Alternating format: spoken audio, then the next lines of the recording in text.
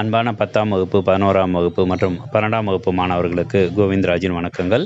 உங்களுடைய பொதுத் தேர்வுகள் மார்ச் 1ஆம் தேதியிலேருந்து ஆரம்பிக்குது. உங்களுடைய எக்ஸாமுக்கு நீங்கள் எல்லாருமே நல்லா ப்ரிப்பேர் பண்ணியிருப்பீங்க.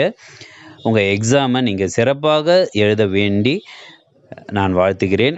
நீங்கள் அனைவரும் சிறந்த மதிப்பெண்கள் பெற வேண்டுமாய் நான் உங்களை வாழ்த்துகிறேன்.